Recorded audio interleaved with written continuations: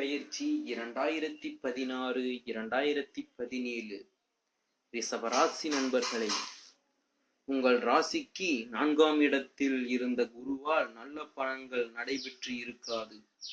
தொழிலில் அதிகமான லாபம் இருந்திருக்காது. சிறு சிறு தடைகளை சந்தித்திருப்பீர்கள். அதிக அலைச்சல், மன சஞ்சலம் ஏற்பட்டிருக்கும்.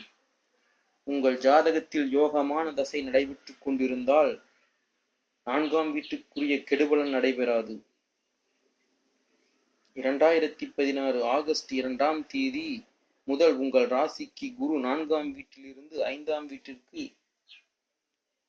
பெயர்ச்சியாகிறார். 5இல் குரு சஞ்சாரம் அற்புதமான யோகங்களை தரும். தொட்டது துலங்கும். அதிர்ஷ்டகரமான திருப்பம் நிகழும். பொதுவாக குருவிற்கு 2, 5, 7, 9, 12ஆம் இடம் சுபஸ்தானங்கள். குரு 5ஆம் வீட்டில் இருக்கும் பொழுது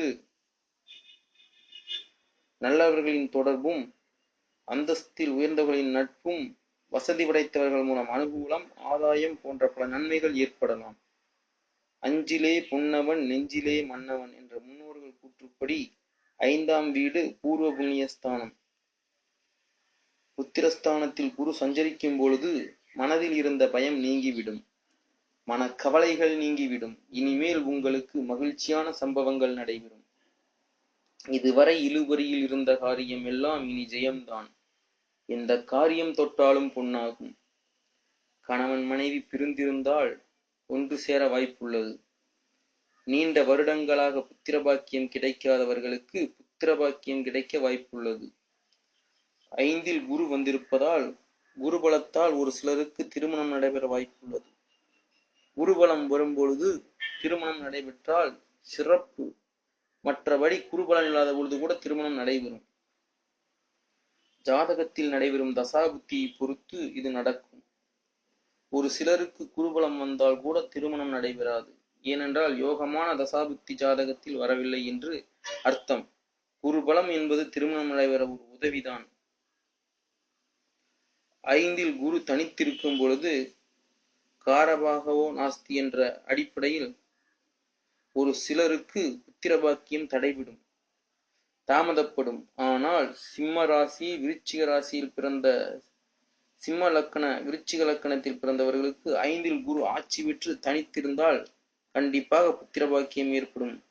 ஏனென்றால் சிம்ம லக்கணத்திற்கு விருச்சிக லக்கணத்திற்கும் குரு யோகக்காரகன். 5ஆம் வீடு ஜோதிடப்படி திரிகோணஸ்தானம். கேந்திரத்தை விட திரிகோணத்தில் இருக்கும் கிரகம் சிறப்பான பலன் கொடுக்கும். உங்கள் ராசிப்படி 5இல் குரு வந்திருப்பதால் குலதெய்வ வழிபாடு தரிசனம் கிடைக்கும். எந்த தெய்வத்தை வணங்காமல் இருந்தால் கூட குல தெய்வத்தை வணங்காமல் இருக்கக்கூடாது என்பது தர்மசாஸ்திரம் சொல்கிறது. பூர்வ புண்ணியம் வலுவாக இருந்தால் எல்லாம் நன்மையாக நடைபெறும்.